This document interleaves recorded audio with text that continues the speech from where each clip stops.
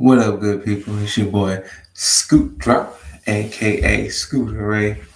I know it's like a day late, but hey, I'm here to bring you the Raw review. Quick tag, aka Tag Goes Raw. We gonna discuss Raw because I watched 3 hours of Raw, so you don't have to. Guaranteed or guaranteed pending stuff. All right, Raw. Like I said, it's that starting up the car, getting ready to be going to WrestleMania. Like get on the road. You know, make sure you got your luggage. The car's the car's gassed up. You check your PSIs on the tires. Whatever. Show opens up. Brock Lesnar with Paul Heyman. They out there talking they talk, and then Bobby Lashley with MVP comes out. They have a promo with each other between Bobby and Brock. Um, not gonna lie, Brock got the better of that promo. Cause Bobby was like, "Hey, it's been 20 years. You've been ducking me." Then Brock was like, "Look, I've been winning championships everywhere in different sports. If you were quote unquote good enough, we would have had this already, and I would have beat you." Then he basically kind of ended it by saying Bobby Lashley is a Brock Lesnar wannabe, and it was like, damn. So Brock kind of got, Brock got the better of that promo. Sorry. And then before they did the whole thing with him and Cedric and Shelton again, and he was like, "Yo, this thing is over. Like, we're done. Like, this is not a thing anymore." And from that, it after the promo was over with, it led to Cedric and Shelton coming out there attacking Bobby. Bobby beat them both up, and it was like, why are we rehashing this again? Whatever. Next up, we get RK Bro versus Alpha Academy for the Raw Tag Team Championships. Alpha Academy has been doing their best to be a thorn in RK Bro's side. They've been doing a good job. Riddle, they're really playing Riddle off this whole scatterbrain kind of individual. So, excuse me, sorry. The week prior, Randy didn't get tagged in the whole time, so Randy had to write on Riddle's hands, tag in Randy. Whatever. It led to also Alpha Academy during the week was training their necks to make sure that they didn't have any net, so they couldn't grab the RKO and do it. But it ended with Riddle being squashed outside by Otis.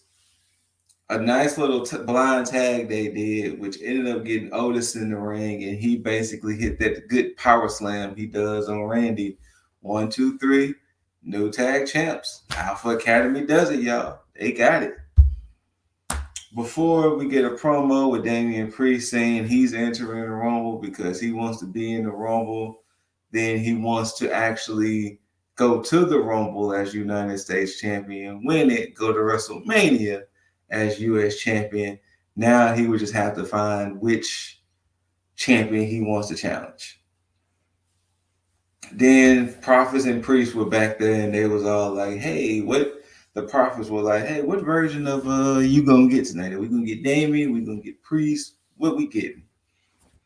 So then we get the match: Street Profit, Damian Priest versus the Dirty Dogs and Apollo Crews. Solid match, typical multi-man match, WWE. You know how they do. They gotta have these people steady beefing with each other and intertwine in certain things. It's the typical WWE booking that they're doing. Dirty Dogs and Apollo Crews get the dub once Ziggler hit the zigzag on Angelo Dawkins. Seth Rollins come out there.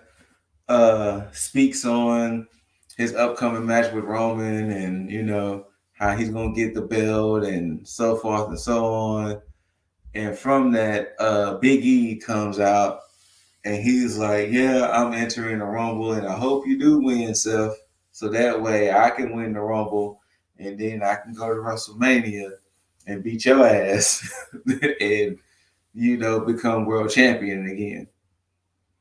And then they was like, "You know what, Seth? How about we do this tonight? How about we do this right now?" I don't know where, I must have missed something, but a referee just like materialized, and then boom, Seth Rollins versus Biggie.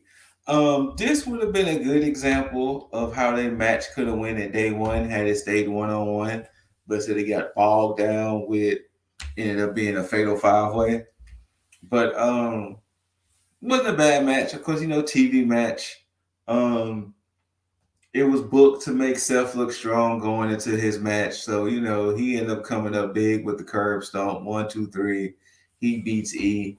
And we'll see what happens with E and if he's going to get his momentum back and see how he does in the Rumble. Next up, Rhea Rips, Nikki ASH. They go to the ring to talk. They want to discuss. And Nikki was like, "Yeah, we're going to re-challenge again for the tag team championships." And Rhea was like, "Yo, Nikki, we probably need to go ahead and let this go. Excuse me. Sorry. We need to let this go. We need to, and she was, Nikki was like, "Yo, we supposed to be homies. We supposed to, we supposed to be friends. We supposed to be cool. We supposed to." And Rhea was like, "We could still be all of that. It's just time we just go our separate ways. I still love you. I still wish for the best of you. I want you to become the superhero you want to be and everything." And then, right when they were going to show love, boom, Nikki ASH starts to beat down on Rhea. She does that. And when she leaves the ring, she stands on the ramp and goes, "Almost superheroes don't need any friends." So I don't know if she's going to become like a delusional superhero now, to where she might be doing evil things but still under the guise of good. I don't know, but of course, WWE style, Rhea Ripley and Nikki ASH are going to start feuding. We get a segment where Reggie and Dana were in the back trying to eat some cheesesteaks because they were in Philly. Reggie was like, "My 24/7 sense is starting to kick in. We need to leave." So of course it led to Truth and Tozawa coming out. They were throwing cheesesteaks, and they were clearly missing with these cheesesteaks. And you find out that they was hitting Tamina with the cheesesteaks. As they was running, Reggie runs into Omos. Omos is like, "Hey, yo, say yo, fam. What's up, my guy? What's up, my dude?" And he was like, "You know what? Just watch what happens in the ring, because next week I'm gonna do worse." So from that, it's booked that Reggie is gonna fight Omos. Omos come out, fight some dude. That match lasted way longer than it needed to. Omos wins. We get the cutting edge with Beth Phoenix. Edge introduced Phoenix, building up, first wrestling match since, was it last year? I think it was last year's WrestleMania. So first wrestling match since then. It's the first time Edge and Beth gets to team up. They're going against Miz and Maurice at the Rumble. So Edge plays this little video package dedicated to Beth. Really hyping the misses up. Then, of course, Miz and Maurice come out there. They trying to, mainly it was more Miz talking to talk. He plays a hype video to hype up Maurice. And then as they was talking, you can kind of visibly see Maurice kind of like, "Yeah, I'm just kind of dip." So they're playing off of this whole thing of, is Maurice scared of Beth Phoenix? Does Maurice, I guess, have the confidence to do whatever. But is Marie scared of Beth Phoenix? I guess we will see come the Rumble. Next up, we get Austin Theory versus AJ Styles. Um, Pretty solid match. It was, still trying to showcase Austin Theory. I guess at the moment they're trying to figure out what to do with AJ since his tag team is over with Omos. So I guess they're trying to figure out what they're going to do with AJ. So they might have him just floating, doing some stuff. But mid match, Grayson Waller comes out, jumps AJ, ends in DQ. Theory goes over there and gets his little selfie, dips. AJ ended up getting a little bit better of Waller before that ends. Then we get Bliss's journey back to Raw. So she's in this little therapy session, and the guy was asking her, how does certain stuff make her feel? And I guess they're not fully moved on yet because I'm assuming she still has her powers a little bit. And he brought up, how does this image make you feel? I guess it was a picture. I think it was a picture of Lily.